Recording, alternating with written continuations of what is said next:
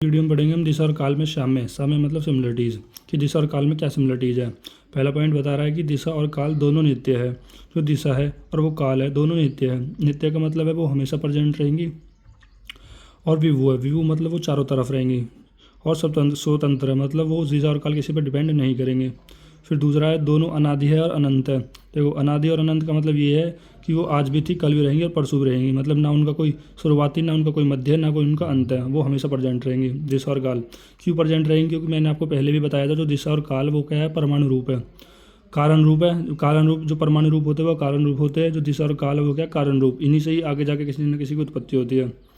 फिर दोनों की संख्या एक होती है। देखो हम इनके उपाधि भेद से तो बहुत सारे प्रकार के होते हैं। देखो कह रहा है कि आपने देखा होगा कि दिशा दिशा कह रहा है कि उपाधि भेद से 10 प्रकार की होती है। लेकिन मैंने पहले भी बताया था जो दिशा है वो केवल एक ही है, चारों तरफ एक ही है।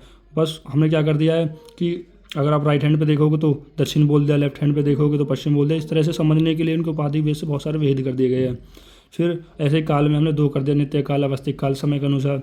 लेकिन काल एक्चुअल में एक ही होता है, बस समझने के लिए आपने अलग अलग कर दिए वो दोनों। फिर बोला दोनों में संख्या, परिणाम, पृथक, संयोग और विभाग के 5 गुण होते हैं। देखो आपने पढ़ा ना दिशा और काल के 5 गुण होते हैं, संख्या, परिणाम, पृथक, संयोग और विभाग। संख्या दोनों की मैंने पहले बता दी एक होती है, उपाधि भेद से बहुत से प्रकार की कर दी गई है। परिमाण मतलब होता है उसकी मात्रा, मात्रा कितनी है वो अब वो दोनों कैसी है, वो विभु है मतलब चारों तरफ है। अब चारों तरफ है तो बहुत बड़ा परिणाम होगा यानी महत्व परिणाम। तो होता है पृथक। पृथक का मतलब होता है कि वो अन्य 8 कारण जो द्रव्य थे ना तो उनसे अलग है।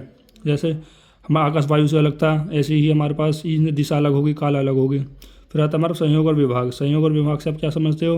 जैसे अगर आप दिशा को देखते हो, संयोग दिशा में अगर संयोग विभाग देखोगे तो दिशा में क्या होगा कि जैसे मान लो पूर्व दिशा में से विभाग करोगे, पश्चिम दिशा की ओर जाओगे तो उससे सहयोग कर जाओगे। और अगर हम काल में संयोग विभाग देखें तो काल में संयोग विभाग क्या हो जाएगा?